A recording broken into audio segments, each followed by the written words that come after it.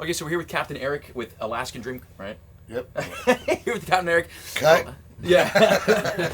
Alaskan Dream Cruises. We're in Sitka, Alaska. I had a couple questions I wanted to ask too. This Absolutely. has been a fantastic adventure. We have some cool videos of this whole week, so thank you. Amazing job with this week. You're welcome. Yeah, super cool.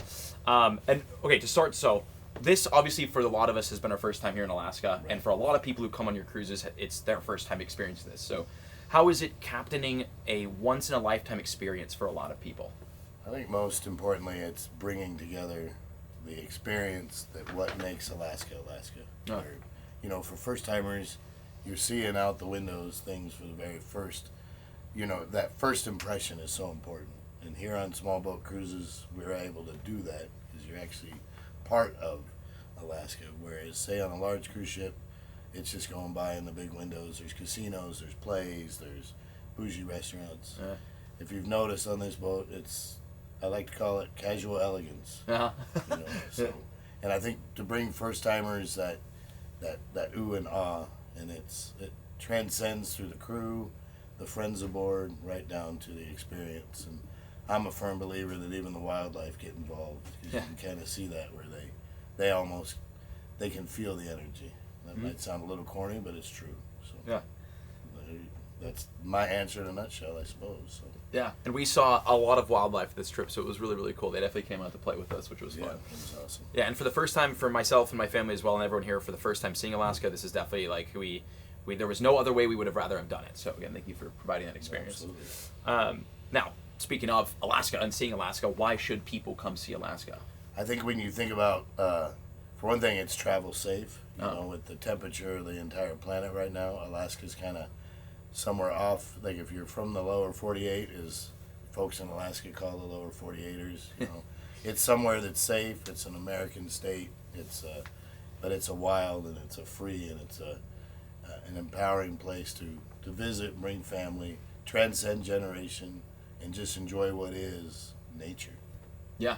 That's probably the biggest attribute Alaska has is you can see even the small communities, they work hand in hand with everything from a bear-proof trash can to dealing with rain daily in a rainforest like in southeast Alaska.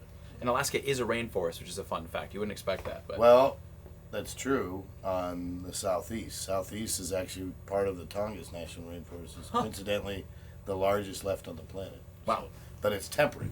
Like if you took Montana or North Dakota, you have lows 60 below zero, and you know as high as 100 degrees in the summer. Temperate, it's very medium.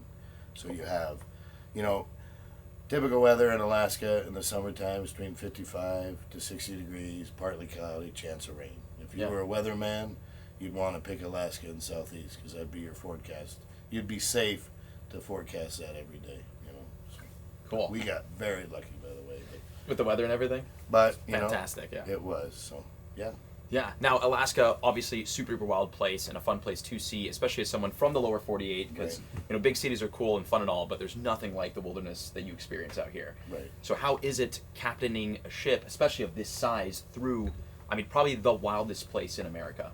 You know, you have to be prepared because you're off the grid. This is a little environment that, you know, when you look at a ship as a whole, we have our own generator, our own MSD, our own galley, our own everything. And you know, quite often we're in areas where we are alone, but that adds to the mystique and the allure of traveling on a small boat and having an opportunity to, you know, kind of whisper through an ecosystem. Whereas, you know, bigger ship or, you know, we all live in our fast-paced society, and you know, I'd like to add that transcends to visitors from around the world. If you want to see Alaska, pick a small boat, get out there, and enjoy the wilderness.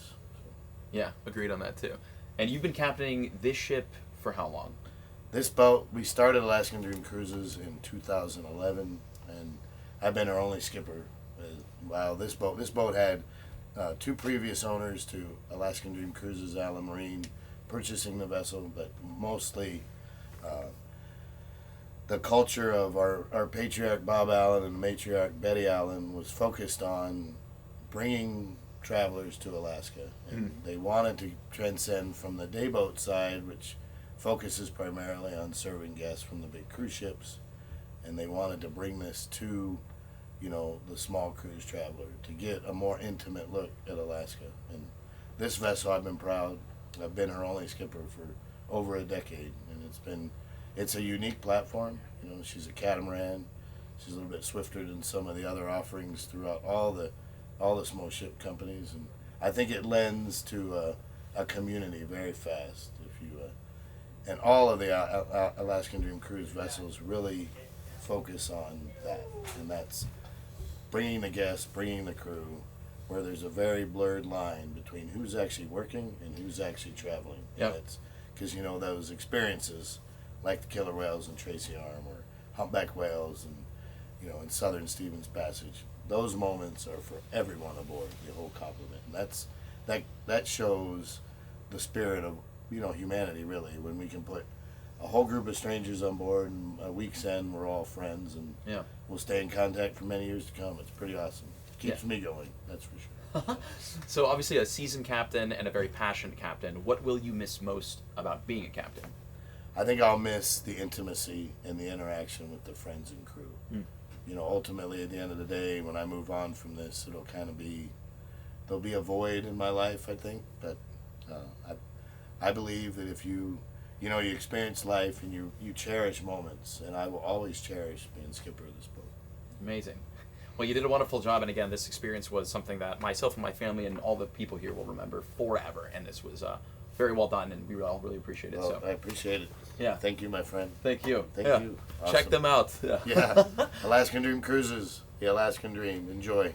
Thank you, my friends. Awesome. Thank you. Hell yeah.